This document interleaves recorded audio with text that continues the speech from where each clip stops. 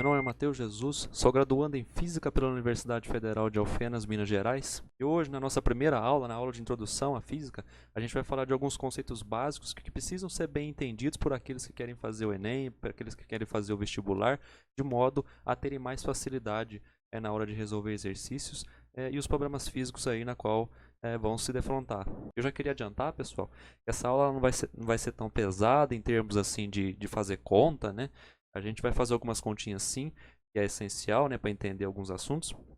Mas no mais, a gente vai ter mesmo algumas imagens, alguns modelos, algumas simulações que vão nos ajudar aí no processo de visualizar alguns fenômenos físicos de maneira mais intuitiva.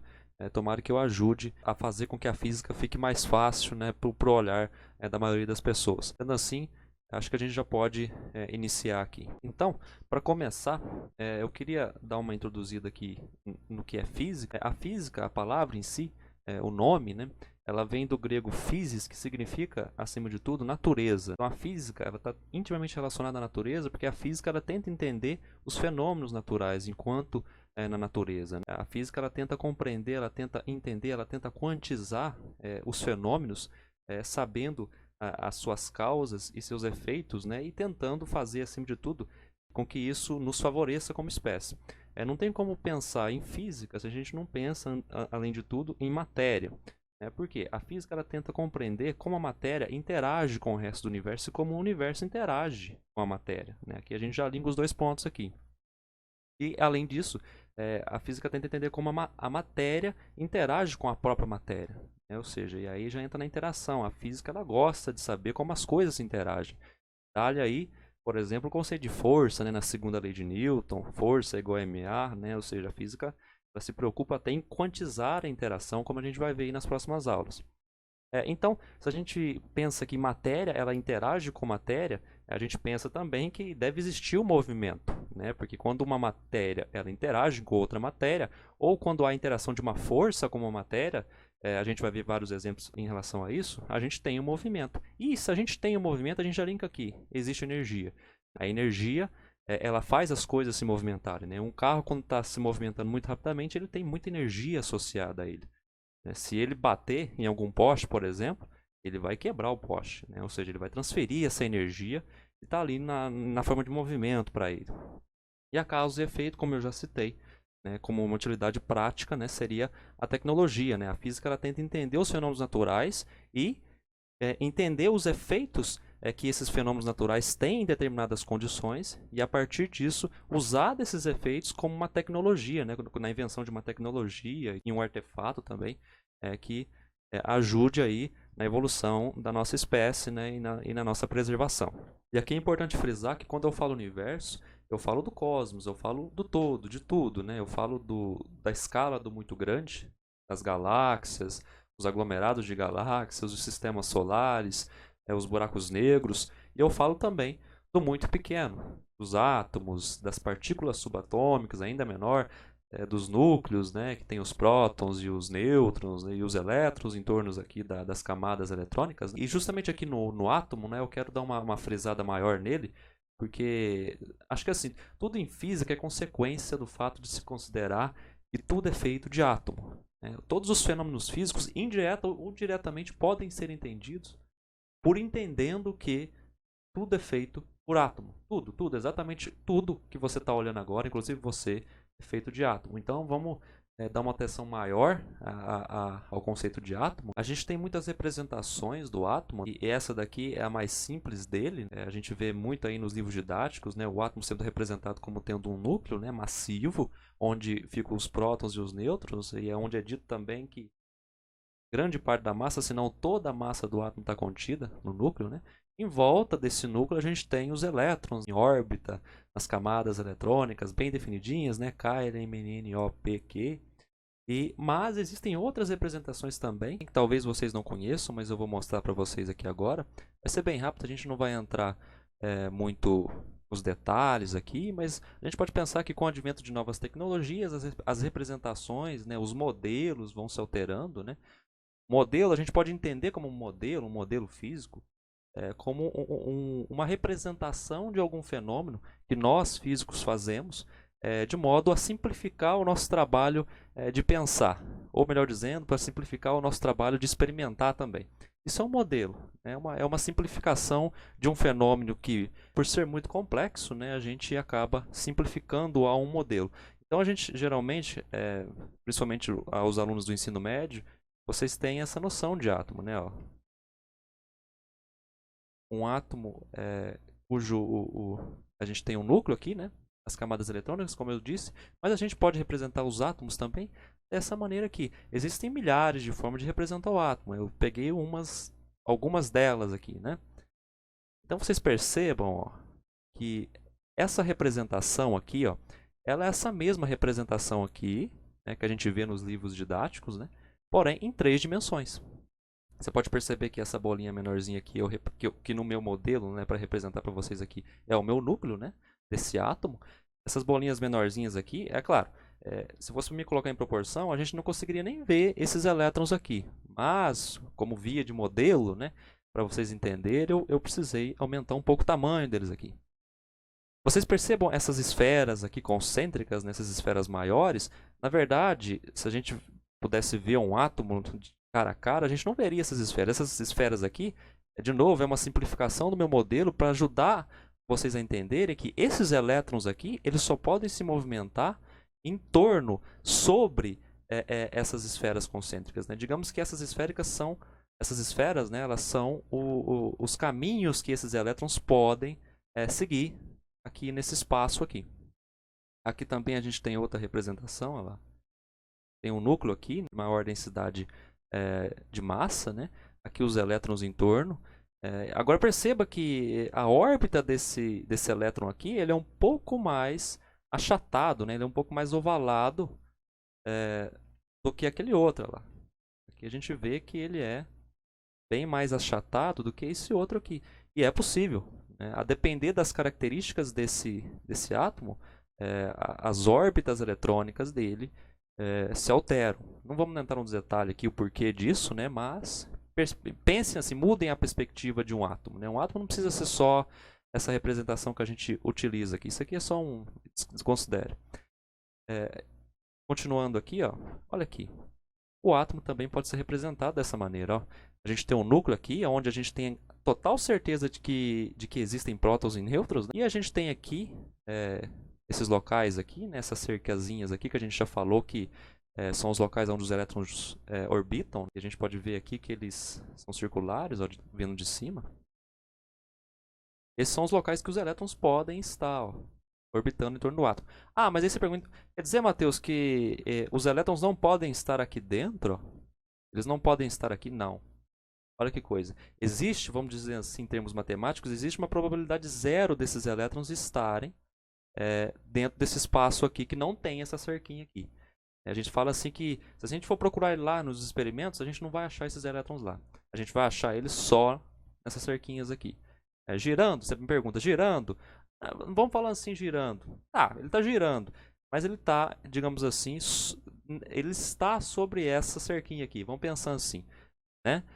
Mas ele pode estar aqui embaixo também, então, Matheus? Vamos ver aqui. Ajeitar aqui. Ele pode estar aqui embaixo também, ó? Não pode. Não pode estar em nenhum local onde não estejam as cerquinhas, onde não estejam esse potencial maior ele está. Então quer dizer que ele pode estar aqui, olha lá, aqui dentro, mas não pode estar aqui, ele pode estar aqui dentro. Sim. Então isso é o átomo. Então você pode pensar comigo, meu caro aluno. Os átomos são uma coisa bastante esquisita? Sim. Os átomos são uma das coisas físicas mais esquisitas que a gente tem de ser estudado. E aí essas geometrias vão variando bastante. Ó. Vocês podem perceber que daqui a gente pode vir para cá, a gente pode vir para cá. Olha lá. Essas geometrias que a gente citou ali, ó. Quando eu digo geometria, né, a geometria, a forma desses arcozinhos aqui podem variar bastante lá, de átomo para átomo. Matheus, mas por que varia? Aí já é um outro assunto, varia a depender do tamanho do átomo, a depender da composição do átomo, a depender de quantos prótons ele tem no núcleo, e aí vai...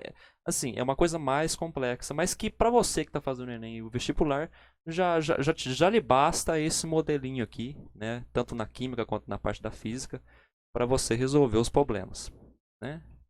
Então é mais uma curiosidade. E só um detalhe né, que a gente precisa guardar, caro aluno. Você precisa guardar esse detalhe, que é o seguinte. A gente tem essa representação aqui, eu tentei colocar essas bolinhas para girar aqui, para se movimentar aqui, né? Todas energéticas, toda vibrando, mas eu não consegui. Mas a questão é que, quando a gente vê estático assim, não é verdade. Você tem que pensar o átomo como algo bastante dinâmico. O átomo, a todo momento, ele está em constante movimento. O átomo ele nunca está parado. Além disso, eu vou pular para a nossa representaçãozinha mais simples aqui do átomo, né? Em duas dimensões. Cadê você? Cadê você? Aqui, né? Além disso, se esse elétron, veja bem, ó, se esse elétron ele sai daqui, por exemplo, ó, e vai para cá, ou ele vai até para essa outra camada aqui, ele tende a voltar para essa camada anterior. Pensem assim, sempre quando os elétrons eles saem de onde eles costumam estar sempre, né? Por exemplo, quando esse carinha aqui, esse elétron aqui, ele é bastante preguiçoso. Ele gosta sempre de ficar nessa primeira camada aqui. É mais estável para ele. A natureza sempre busca o caminho mais estável. Então, quando ele tenta, por exemplo, vir para cá, ele não consegue.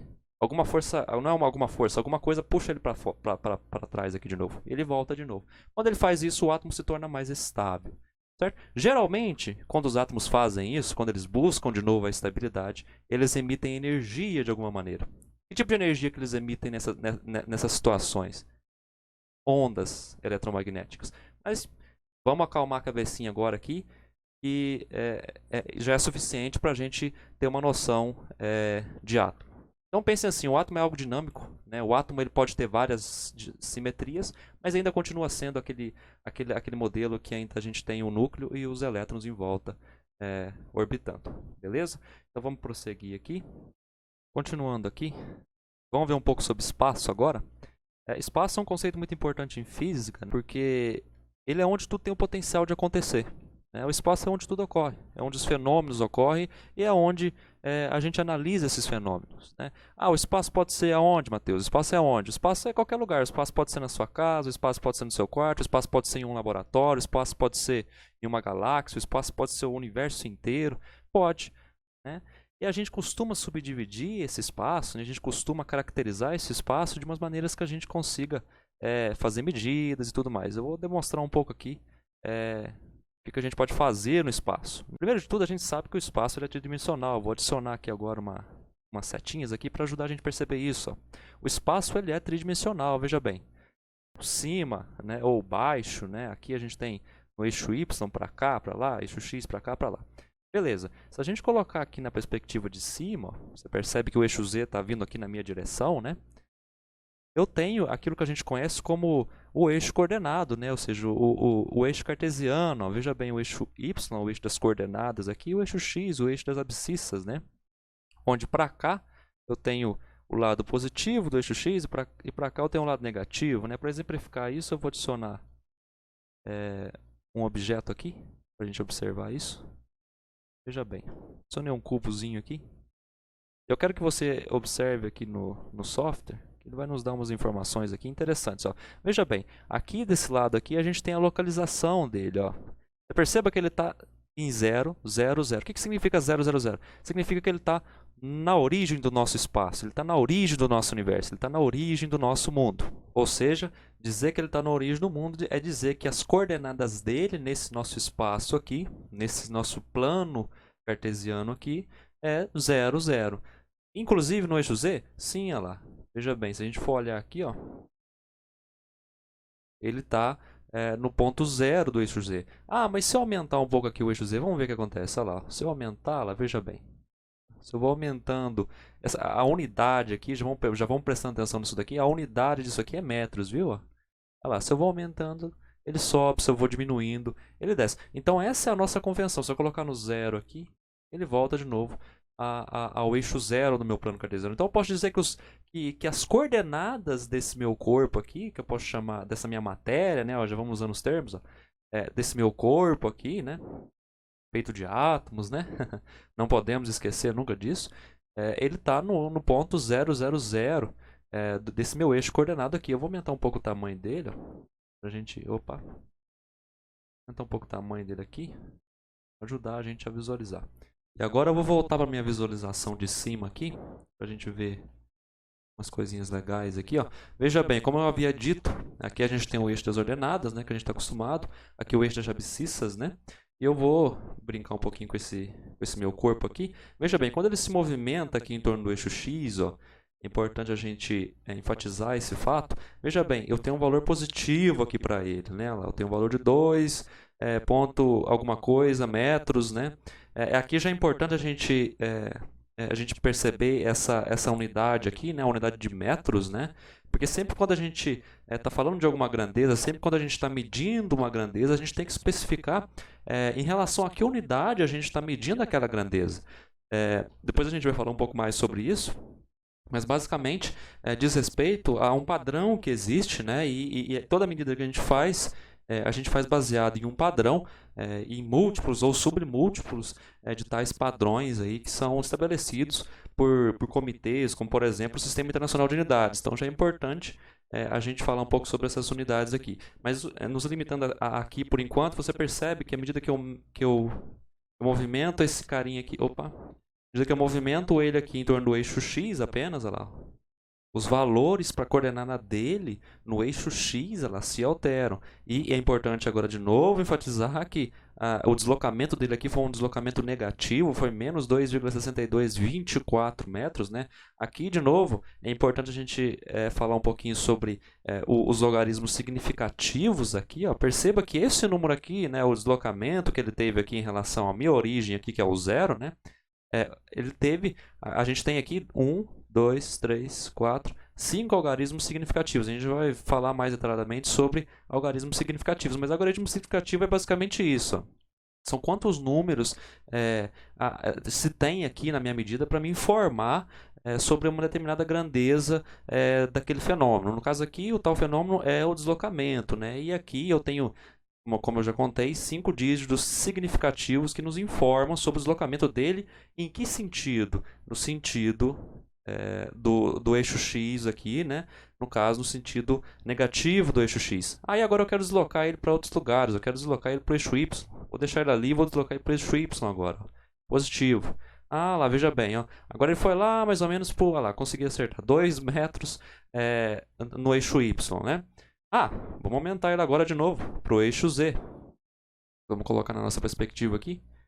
Vamos subir ele lá para cima. Lá. Vou colocar ele aqui em 3,5 metros. Então eu posso dizer que as coordenadas desse meu corpo aqui agora, lá, ela é menos 2,62, né, porque está no lado negativo aqui do eixo X. Né, vou colocar na perspectiva aqui. 2 metros em relação ao meu eixo ordenado aqui, o meu eixo Y, e 3,5 metros na minha altura aqui, né, no meu eixo Z. Agora, é importante a gente relembrar que, geralmente, quando a gente vê o plano cartesiano aqui, a gente precisa lembrar também que esses espaços que a gente tem aqui, a gente pode perceber aqui, demarcado aqui na câmera, aqui, que a gente tem 4 espacinhos aqui, né? Esses 4 espacinhos, como a gente sabe, tem nome, né? Eles se chamam quadrantes. Esse aqui, então, é o primeiro quadrante. Esse aqui é o segundo quadrante. Esse aqui, o terceiro e o quarto. Enfim, são nomes que a gente dá aos quadrantes e a gente se utiliza deles, né, para a gente tentar prever alguns resultados que a gente vai ver mais para frente. Enfim, a gente pode trabalhar com ângulo também. Vocês sabem que no espaço, né, a gente quer saber qual é o ângulo de uma coisa em relação a outra. Então, por exemplo, eu vou colocar aqui de novo. Vou colocar uma setinha única aqui.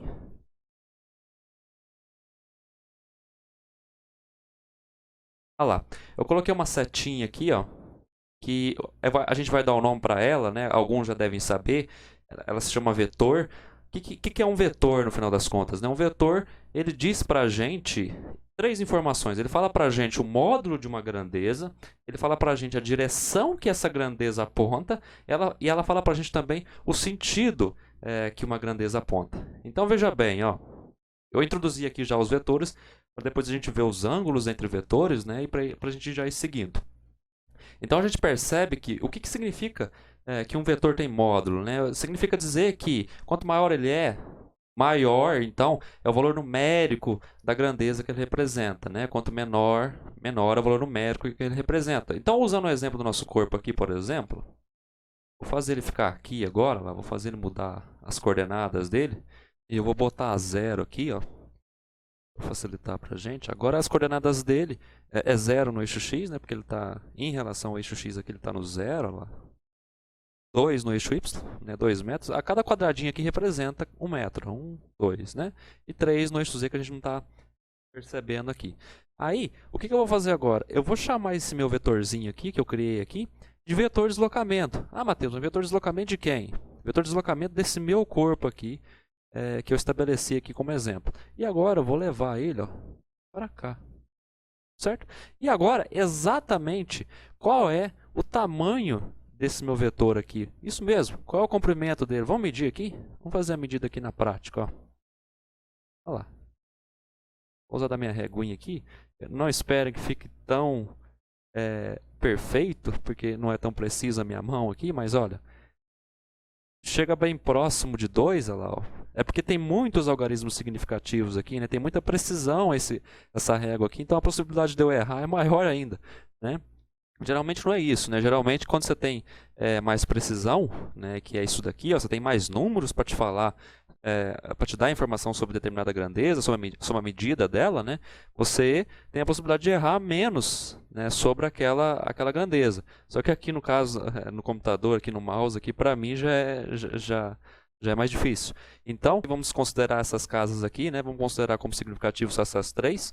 Né? Então ele tem 2 metros agora. Opa, mas peraí, então quer dizer que a gente tinha falado que o meu corpo tinha deslocado em relação ao eixo Y, né?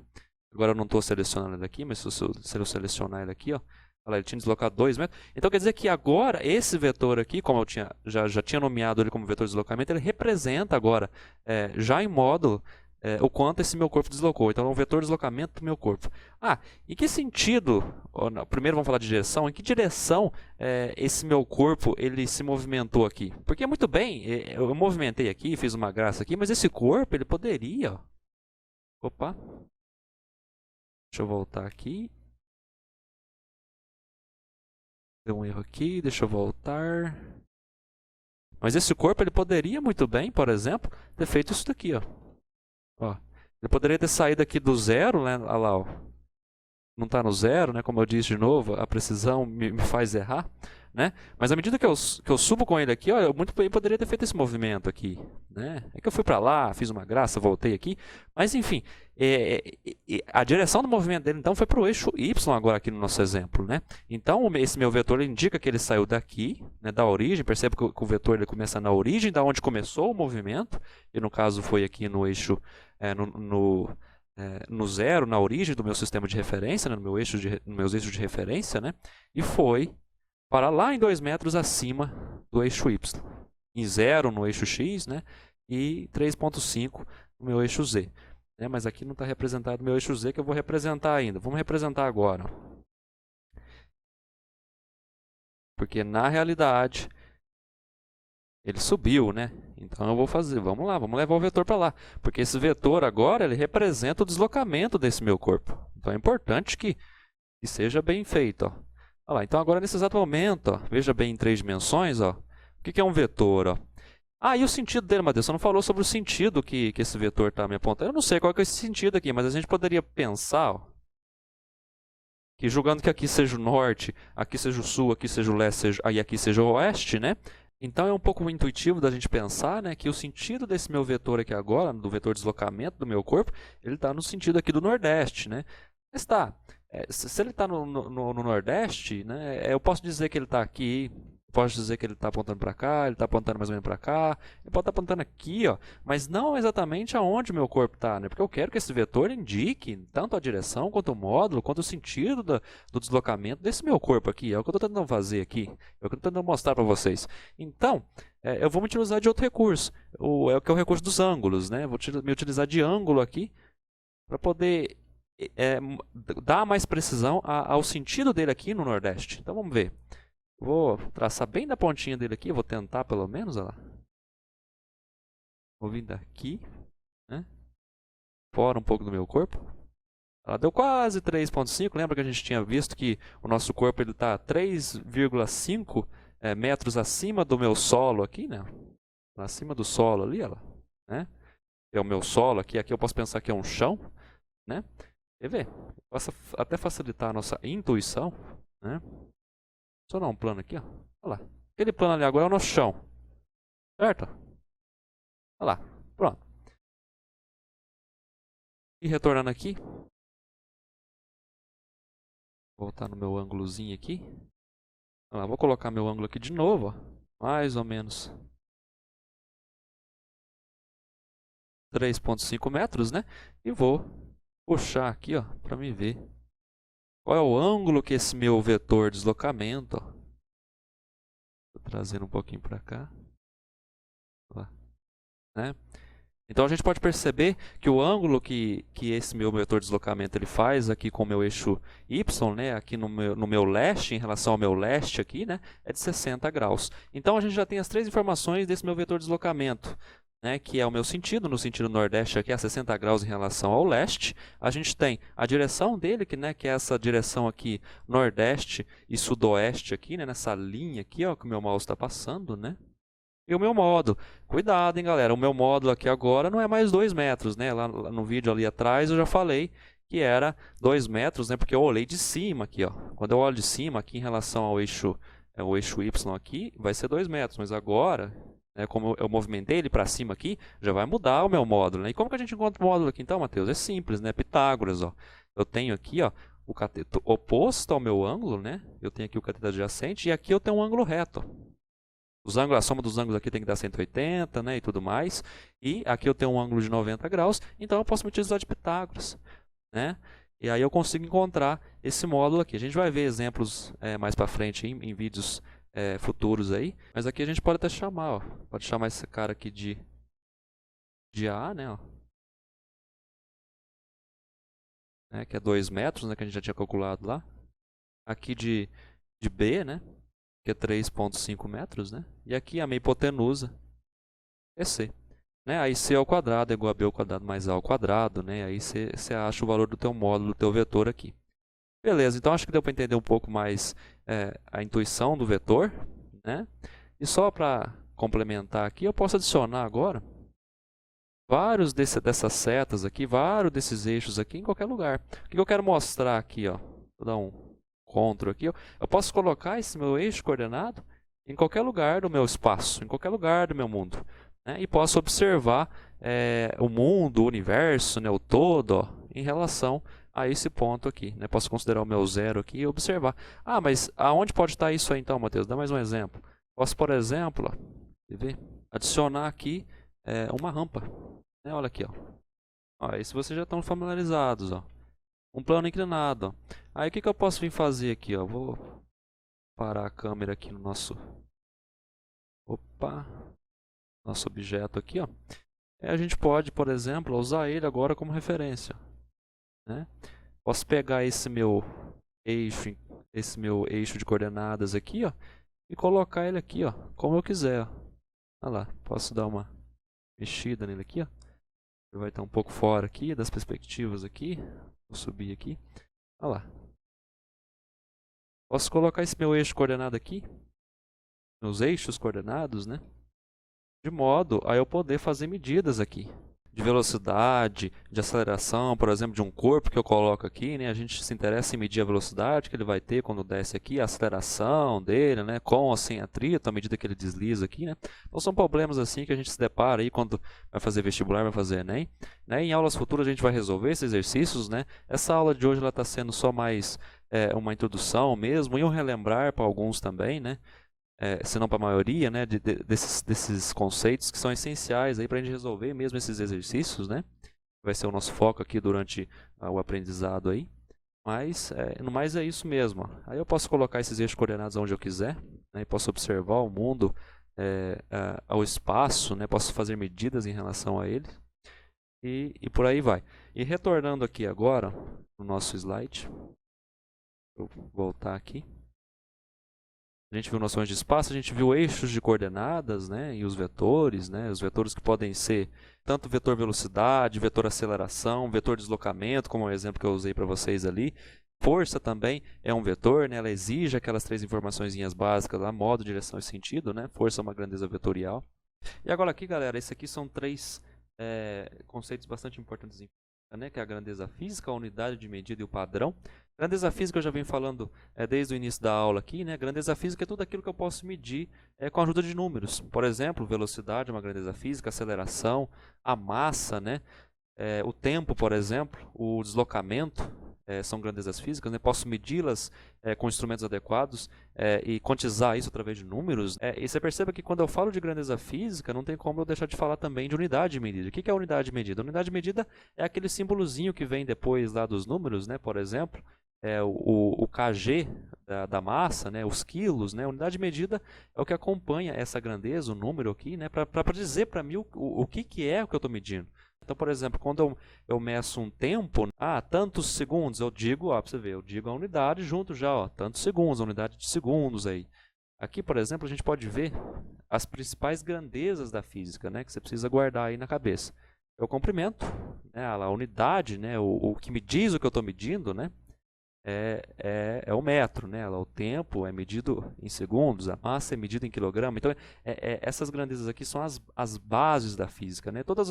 A maioria das outras medidas, como por exemplo velocidade, aceleração, até watts, energia, né? São dadas a partir dessas unidades mais básicas aqui, né? Essas 3 unidades são as unidades básicas lá do SI.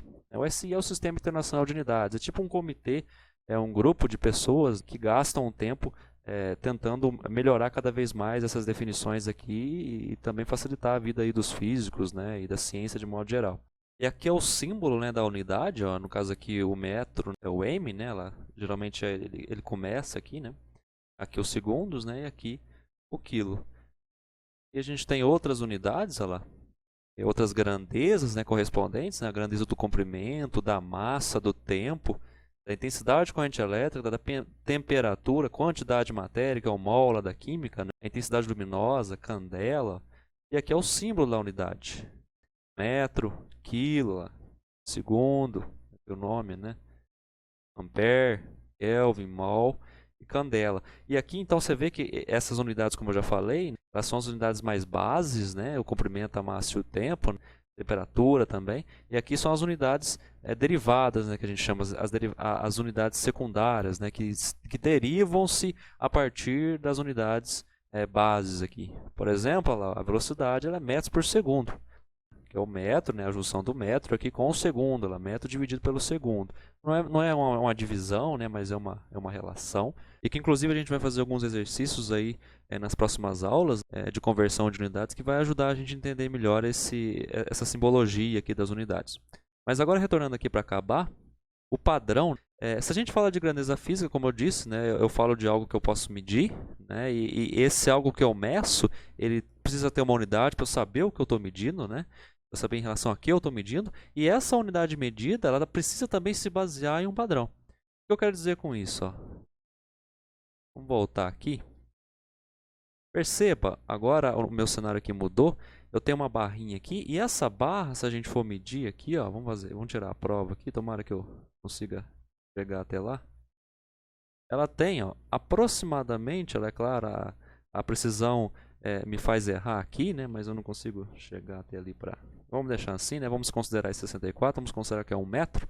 Né? Essa barra ela tem exatamente 1 metro de comprimento. Mas a pergunta aqui que se faz é o seguinte: por que 1 metro tem que ter essa dimensão aqui? Já parou para se perguntar por que 1 metro ele precisa exatamente ter esse comprimento? Porque o que eu quero dizer é o seguinte, ó, 1 metro não poderia ter, por exemplo, isso aqui, ó. 1 metro não poderia ser isso aqui, ou 1 metro não poderia ser isso aqui. Exatamente. Por que exatamente 1 metro precisa ter esse tamanho aqui? Essa é uma questão. Aqui eu posso pegar o meu avatar aqui e a gente pode usar ele de proporção. Ó. Olha lá. 1 metro não poderia ter, por exemplo, o tamanho do meu avatar. Ó. Olha lá. Veja bem. Posso diminuir o tamanho do metro aqui, ó, para mais ou menos ali um pouquinho maior do que o meu avatar. Por que isso não pode ser? Quem que estabeleceu que 1 metro tem que ter exatamente essa dimensão aqui? Por exemplo, quando a gente vai medir alguma coisa, a gente está com pressa, né, por uma aproximação mais ou menos boa, né, a gente dá uma passada um pouquinho larga, assim, né? A gente tem uma noção intuitiva do que é 1 metro, a unidade de 1 metro, né? Mas assim, a gente nunca parou para pensar de onde vem isso. São os padrões, né? Pessoas lá atrás, na história, estabeleceram esses padrões que deram certo por motivos práticos, né? Também teóricos e de experimentação, e deu certo falar que 1 metro ele tem esse comprimento aqui, ele tem esse tamanho aqui, né? Como eu disse, poderia ser qualquer coisa, por que não? Né? Poderia ser, 1 metro poderia ser isso daqui, mas na verdade quando você for medir isso aqui, esse software aqui ele guarda uma certa proporção, então ele nos ajuda a entender, ó. Só que isso aqui, ó, como o software já está também falando a linguagem de 1 metro sendo isso daqui, né? Sendo um quadradinho desse aqui, ele vai me dar 13 metros como isso aqui. Então, são padrões, né? Ou seja, padrões que são estabelecidos, né? Que no caso é aquele ali, né? Vou voltar lá, vou retornar. Inclusive, a gente pode até pensar aqui, ó, nesse meu avatar aqui, eu poderia até estabelecer que 1 metro, ó, pode ser, por definição, por padrão, né? Que 1 metro, ele é mais ou menos aqui, ó, do ombro esquerdo desse camarada aqui, até a ponta da minha mão aqui. Eu poderia dizer isso, não poderia? Não. Eu não poderia padronizar dessa forma porque cada pessoa tem uma estatura. Se eu for medir isso aqui nas pessoas, eu veria uma variação em cada uma delas, né? Porque nem todo mundo tem a mesma estatura. Então você perceba, para a gente estabelecer um padrão de unidade, tem que ser algo mais imutável. Tem que ser algo que não muda com o passar do tempo. Né? Tem que ser algo que não se desgaste, tem que ser algo que não varia. E, acima de tudo, tem que ser algo que pode ser medido em todos os lugares do mundo, em todas as partes do mundo, em todos os laboratórios, e você ter aproximadamente, ali em termos de precisão, o mesmo resultado. Né? Então, você não poderia usar como um padrão essa dimensão aqui, essa parte do corpo do nosso avatar. Então, isso também acontece com a massa, isso também acontece com o tempo, isso também acontece com o deslocamento, no caso aqui é o metro, né? E é o que a gente vai ver agora. Quais são esses padrões, tanto da massa quanto do comprimento e do tempo. E já adianto que esses padrões sofreram alterações, aperfeiçoamentos e adaptações de modo a facilitar a nossa maneira de medir, a nossa maneira de comparar aí as unidades a um padrão. E falando agora sobre o padrão do comprimento e como ele se alterou ao longo do tempo, logo lá em 1792, na França, o novo sistema de pesos e medidas naquela época estabelecida concordou que o metro ele pode ser padronizado como sendo 1/10 de milionésimo da distância entre o Polo Norte da Terra e o Equador. O que significa isso? Dizer que 1 metro poderia ser padronizado como sendo 1/10 milionésimo da distância entre o Polo Norte e o Equador da Terra. Ó, significa isso. Ó. Vamos pegar aqui uma linha, né? Defino o meu Equador aqui. Não sei se está preciso, mas dá para ver. Eu vou estabelecer aqui um caminho que a gente poderia seguir, né? Por exemplo. Olha lá, respeitando a esfericidade da Terra. Então perceba, se você saísse daqui e viesse até aqui, ó, você andaria aproximadamente 10.000 km. Vou aumentar um pouco aqui. Certo? Você andaria 10.000 quilômetros. Né? Vamos passar para a nossa unidade básica, que é o metro. Seria... Olha lá. Isso aqui em metros. Né? Se você andasse aqui de a pé, daqui até aqui, pegasse um barquinho e chegasse aqui, você teria essa distância aqui. Agora, eu vou dizer... Vou aqui no meu match. Agora vamos fazer umas continhas aqui para a gente compreender o que isso quer dizer. 1/10 de milionésimo, né, dessa distância aqui é isso aqui, ó. É o mesmo que eu pegar 1 dividido por 1/10 de milionésimo, né, vezes 1 milhão. Milionésimo aqui no caso é 1 milhão. Olha lá, vezes essa distância aqui. Né, no caso em metros vamos estabelecer, né, para a gente poder comparar. E aí, isso é igual, olha lá. Perceba agora aqui, para a gente fazer essa continha, que aqui na distância entre o Polo Norte e o Equador da Terra, a gente tem aproximadamente, né, não exatamente, mas aproximadamente essa distância aqui em metros, né, que tem 7 zeros aqui, ó. E aqui embaixo, ó, 1/10 de milionésimo, isso aqui é 1 milhão, que tem 6 zeros, e aqui é o 10. Quando eu multiplico aqui, isso aqui fica com 7 zeros. Então, a gente pode cortar aqui, ó, essas quantidades aqui, de modo que vai sobrar 1. Aqui eu coloquei em metros, então ali, com certeza, vai ser em metros a minha unidade. Né? Vou até colocar aqui, ó, lá que eu coloquei em metros. Então, é 1/10 de milionésimo da distância entre o Polo Norte ao Equador da Terra, que é isso daqui. E dá 1 metro. Isso é o que significa matematicamente a convenção que eles estabeleceram na época. Mas foi superada, acharam melhor estabelecer outro sistema de padrão, e mais tarde o que foi estabelecido foi uma barra de platina e irídio do método padrão em Paris, de novo, lá na França. Né? E o que é isso? É basicamente uma barra, como eu mostrei para vocês aqui, ó, na nossa simulação. Uma barra como essa daqui, né, de 1 metro. E que tem umas demarcaçõezinhas nela lá que indicam com bastante precisão, né, que ali tem 1 metro. E ela é feita de platina e irídio. É basicamente isso que a gente viu aqui, não tem muito segredo. Já usei esse exemplo já para a gente ganhar tempo aqui.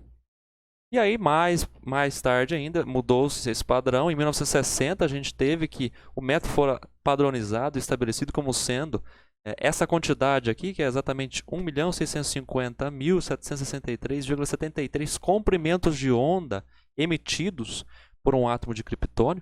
Ah, mas o que significa isso? Eu não lembro o que é comprimento de onda. Beleza, vamos dar uma olhada aqui no modelo. Veja bem, vou colocar... Aqui eu tenho uma cordinha, né? Imagina que isso aqui seja uma cordinha, né? Eu vou colocar isso aqui para oscilar. Veja bem, isso é uma onda. E aqui a gente tem as características e as ondulações dela no espaço à medida que esse bastãozinho aqui oscila a ponta dela, né? Quando a gente pensa em onda, a gente pensa em amplitude, a gente pensa em frequência, a gente pensa em comprimento de onda, como a gente vai falar aí agora. À medida que aumenta a frequência, ó, esse bastão oscila mais rapidamente. A minha onda, então, ela muda o seu comportamento. Se eu aumento a amplitude, o que significa amplitude? Significa a altura lá que esse bastão vai, perceba. Alterando também a minha onda aqui, né, na cordinha. Então, eu não quero fazer isso, eu quero mostrar uma coisa aqui. Eu quero mostrar o slow motion disso daqui. Olha lá. À medida que eu oscilo, ó, eu tenho uma coisa assim na onda. Ó. Olha só. Agora imagine que eu vou dar um instantâneo da tela aqui. Vou pegar um pedaço dessa onda aqui, ó, e vou levar comigo aqui para um outro espaço aqui, ó, para cá. Ó. Perceba, não é parecido o que a gente tinha lá, só que aqui no caso, para o meu modelo, ele está estático. Veja bem, quando a onda ela dá essa oscilação, esse pulso dela aqui, faz isso daqui e volta no mesmo lugar, perceba aqui, ó. Olha lá, ela volta no mesmo lugar aqui. A gente diz que isso aqui é um comprimento de onda. Você já deve ter visto essa imagem, né? Isso é um comprimento de onda. Olha lá. Eu posso medir, por exemplo, esse comprimento de onda. Olha lá, com a ajuda da minha régua precisa aqui, ó. Ele vai ter aproximadamente ali, arredondando para cima, 1,90 metros. Isso aqui seria uma onda de rádio, né? Que tem um comprimento de onda bem maior e uma frequência menor. Ah, Matheus, como você sabe disso? Que à medida que eu aumento o comprimento de onda, eu diminuo a frequência? Ora, aqui, ó. Vamos apagar isso daqui. Vou escrever aqui ondas para a gente não se perder. Você lembra lá, por exemplo, que a velocidade da onda ela é f, ela é lambda f, vai lambeferida, lembra lá da associação lá? Então veja bem, a velocidade que uma onda ela se desloca no espaço, né, ela é proporcional ao comprimento de onda que a gente representa por essa letrinha lambda aqui do grego, né, vezes a frequência dela. E aí a gente pode perceber que à medida que você aumenta aqui a frequência de uma onda, você diminui o comprimento de onda dela, né? À medida que eu aumento o comprimento de onda, eu diminuo a frequência para uma mesma velocidade. Geralmente a velocidade de ondas eletromagnéticas é c, que é a velocidade da luz, então, que é uma constante, a velocidade da luz é constante, então a gente pode pensar dessa maneira aqui. E aí, então, isso aqui é um comprimento de onda, de uma onda. E aí, retornando aqui ao nosso modelinho, então, esse bastão em oscilação aqui, essa bolinha verde, você pode pensar, pode ser o átomo de criptônio.